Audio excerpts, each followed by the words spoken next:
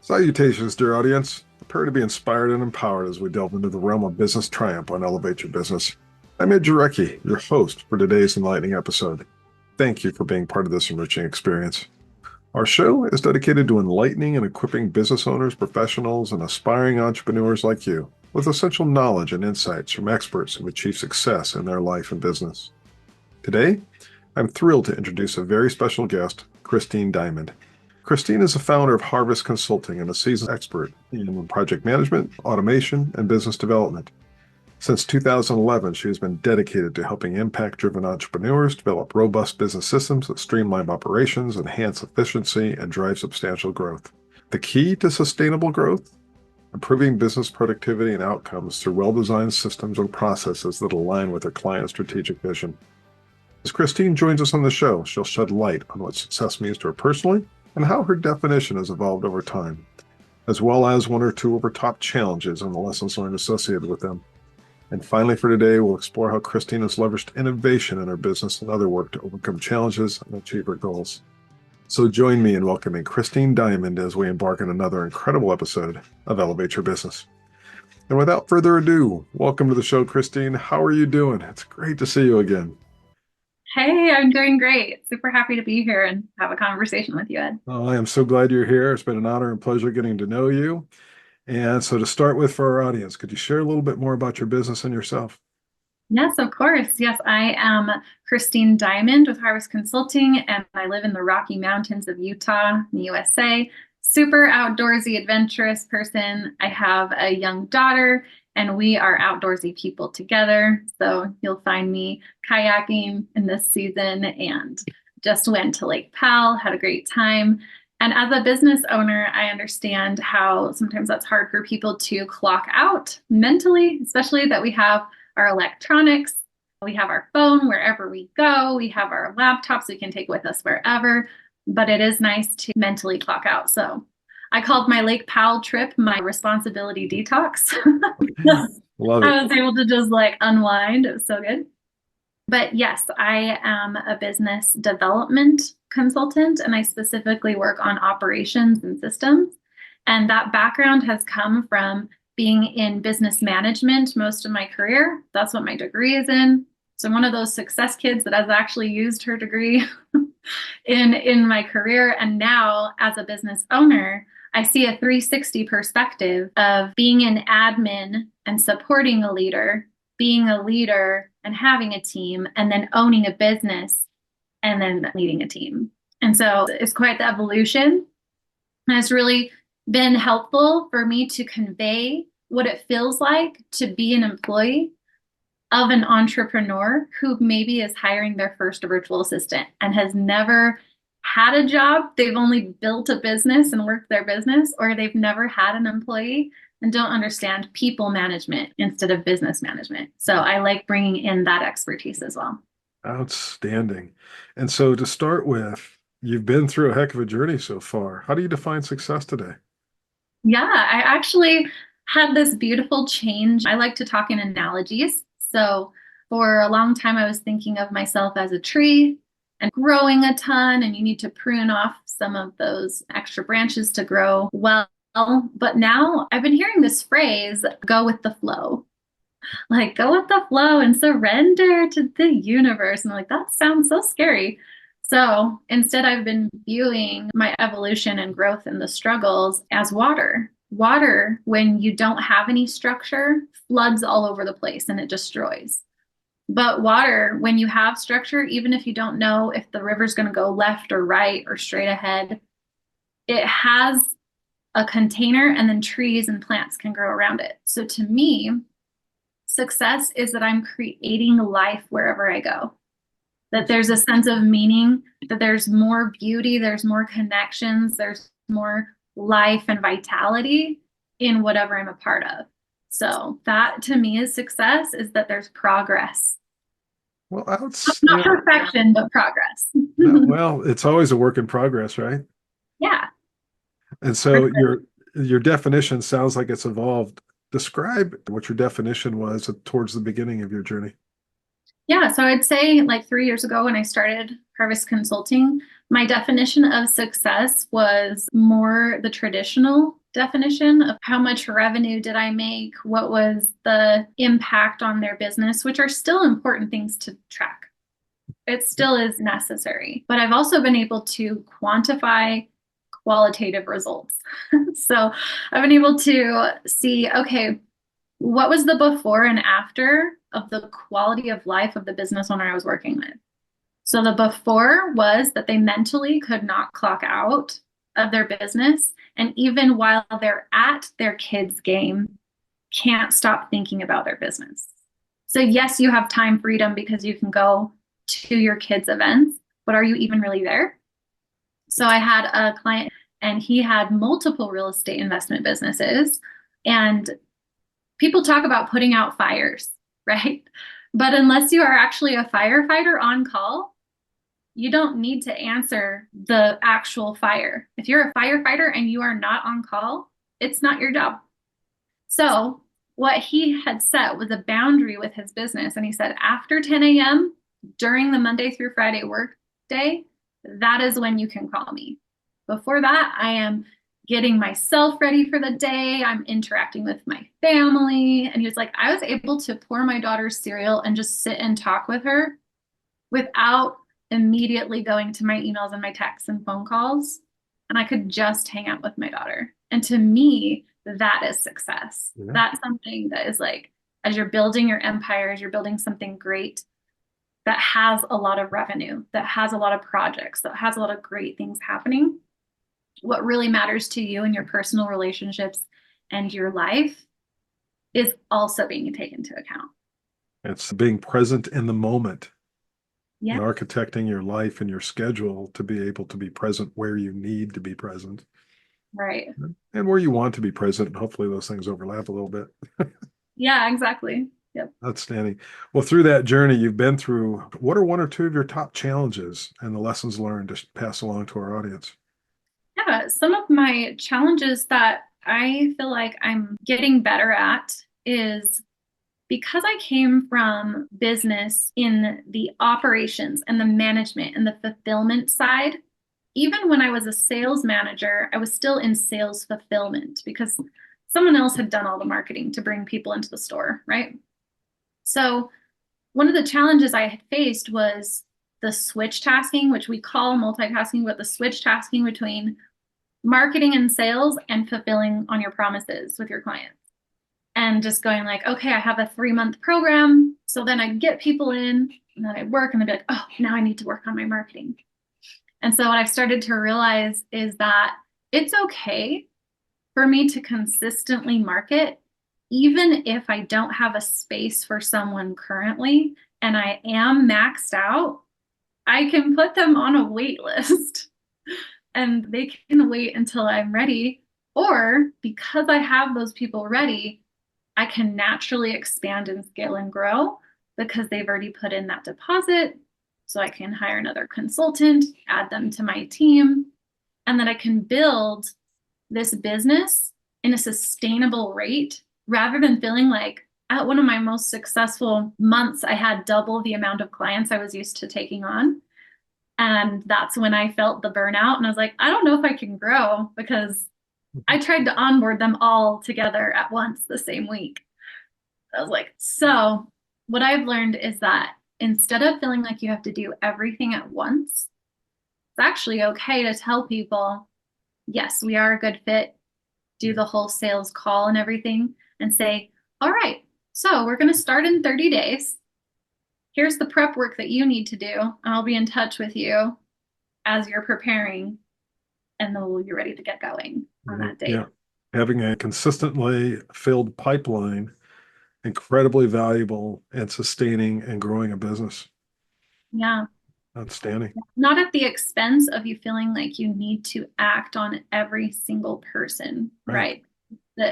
That was the biggest learning for me is realizing that like I can still serve people and I can serve them better if I onboard them in a good timeline for me and for them. Have you found that you're able to be more selective on the clients that you choose through your approach? Yes. And it really allows us to create a partnership.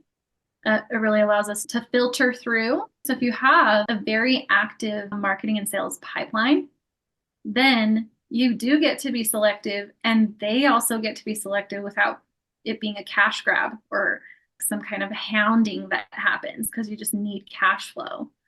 Instead, you both get to come from a space of, is this the right fit? Maybe I'm not. And I've referred people to marketing experts because they didn't need me yet. I've referred them to an accountant because they actually need to get their books in line before they even knew if they had a budget to work with me. I don't want people to be in a state of duress because they went through my program, because it's like a financial burden now. I want it to only be that this is a benefit to their business and helped create the structure when they're actually financially ready for it, or their marketing is solid and they just have too much business and they need to have more capacity to grow. Very interesting. Any other challenges or lessons learned you'd like to pass along to our audience? Yeah, I would say that being an entrepreneur is probably one of the biggest personal development journeys you can ever go on. No doubt about that. I would say be prepared for that. Be prepared for choosing in each day and reminding yourself of your vision and your why and how you're making a good impact on people, or that you love the craft that you're honing in, your skill set, and getting better at it, and find those personal meaning kind of success paychecks that come along with the experience. And so that struggle was really hard when I encountered clients that I didn't enjoy working with. That really helps with the filtering process too. Is sometimes now I don't make an offer. I'll just do like, hey, yeah, I have this 1 hour consult session that I can help guide you and point you in the right direction, but then head on your way. Because some people don't realize that a lot of the work that I do is done with you, and they don't think they have to do any of the work. They want to buy a done for you program, but it honestly can't be done for you when Agreed. everything's in your head. If Agreed. you are truly the visionary and you work with a consultant or a coach or someone, you got to bring yourself full game, invested in, emotionally, not offloading yet. You're in the process of offloading and creating that in an automation or another person, whatever it may be. But whatever your current process is for finding deals or analyzing a project or whatever it may be, you have to get that out of your head. And that's probably one of the biggest challenges that my clients face, is getting those things out of their head. So usually they'll verbally process or visually show me what they're doing, and then it's out and then it's approved. And that's when we can then have an automation and create the workflows. That's when we can have a person come in and check and make sure those workflows are working, Yep. and run your social media or run your email campaigns or whatever it may be. But it has to be a team effort.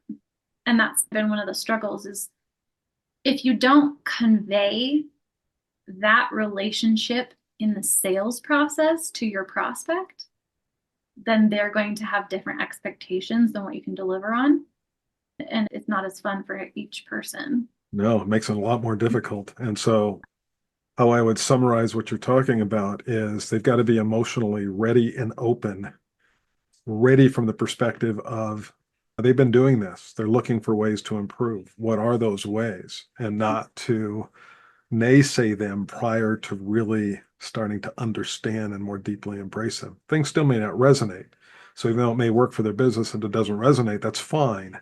But there's Mhm. still got to be enough openness in there to make the changes necessary physically within their work environment, within their team structure, within themselves, in Yeah. order to propagate the change and sustain that over time. Fair Hmm. way to say that? Yeah, that's very fair to say. Yeah. Interesting, though, that it really does require first that mental, the attitude, that openness, and then the ability to act. And so the other thing that I would comment on is without them being involved in the execution of that, the envisioning, the planning, and the execution, who's going to own it once your services are no longer in play? Exactly. How is it going to continue forward unless the business owner owns it? Yeah. And those that I work with, I really like them to shift their mentality from owner operator to owner visionary. That it's like, yes, you will have to do the work, especially if you're a solopreneur, but you also have to do the work. If you can put yourself in that visionary space, then you're the director of the business. The business isn't leading you. Yeah, absolutely. Makes all the sense. So, shifting our conversation over to innovation, how do you leverage innovation for your business and business success? Sometimes people think of innovation mostly as like new technology, which it's fun to play with. And I do like playing with ChatGPT and AI generators and automations in my CRM and all of that. So I think those things are very helpful. But what I would actually say is probably more innovative than cluttering up your work with all of these softwares and all of these new things that you could use. The most innovative thing is being selective and cutting off everything that is unnecessary. So you are really only working on projects that are the highest and best use of your time and energy.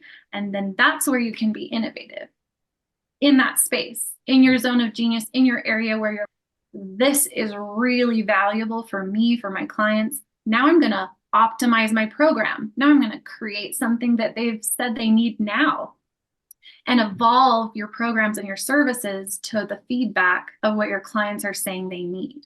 And I think that's evergreen. So no matter what technology becomes the next thing, if you are really clear on communicating with your clients and getting feedback and evolving your services to fit their true needs and staying at the forefront of that technology to add it in, that's really where innovation comes in. And I don't think it has to be such a scattered approach. Yeah, I was going to comment on that. So I'll flip that into a little bit of a question. And that is, I agree with your sentiment. Remove the toxins, remove the unnecessary activities to be able to focus. And for one, as a business owner, that's a challenge every single day. Yep. There's always some shiny new object out there, somebody with the greatest and latest plan. And I'm one of those people that always is inquisitive. So, well, what about that? But being able to remove that, but there's also a point where you've got to understand more than just even what your customers are saying, because your customers can lead you to a dead end, especially where there's massive change going on outside of your customer base. What are your thoughts on how to integrate enough research and investigation into things outside of what you're working on today and where your customers are guiding today in order to keep that fresh and be able to innovate and adapt if something significant happens within your industry? Yeah, I think that that's why it's really important to know clearly who you serve. And that's why, even if you're in a particular niche, if you understand your people, then you also understand what industry they're in and the market, and you can research that market.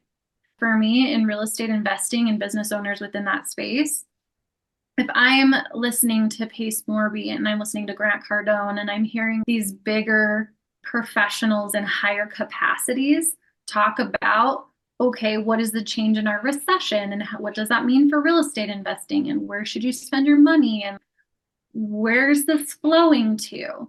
That is very helpful because then I'm as aware as them about the changing world we're in.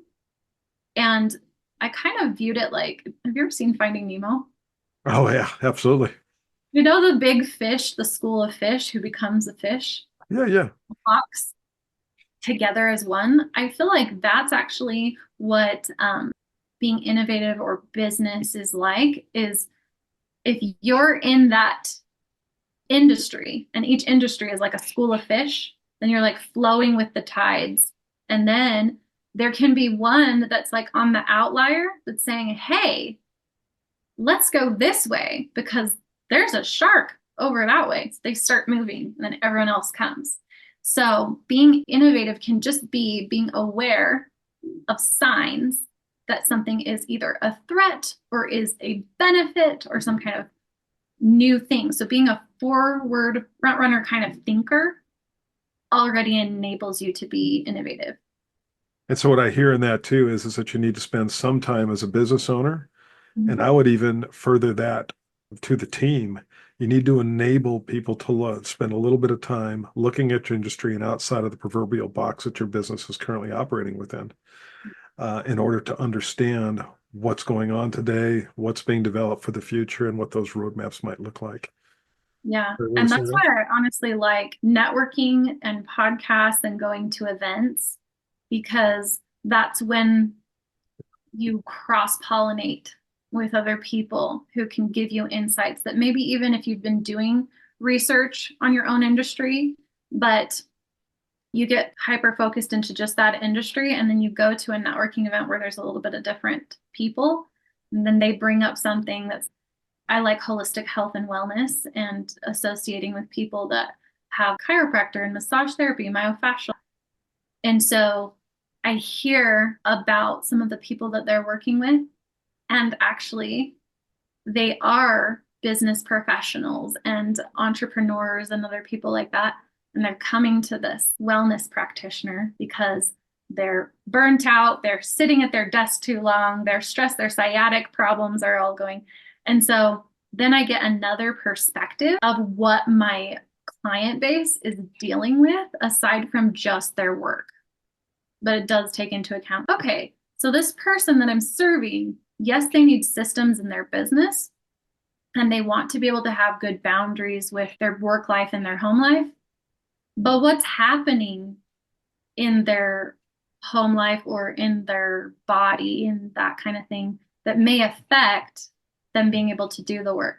So maybe we're more innovative with not necessarily needing to have to sit down. Like I had a client who he was actually on the road while we were talking. So the productivity and being innovative was that I could just be on the phone call with him and he was dictating what was the process that was in his business. And that was just a slight innovation because I knew his lifestyle, the industry. Okay, maybe he's on the road going to look at a new property and he has to go check it out. So that was a roofer and he had to go to a new property. That time, yeah, he was going to be trying to be efficient and like listen to a podcast. But instead, he had an hour and we were able to talk about his processes and actually document it. And so to me, that's innovative within the lifestyle and the market and all the different factors. Very good. When you consider innovation into the future, there's a lot of change going on out there. Any thoughts associated with where this is going to take your business and the industries in which you serve? Yeah.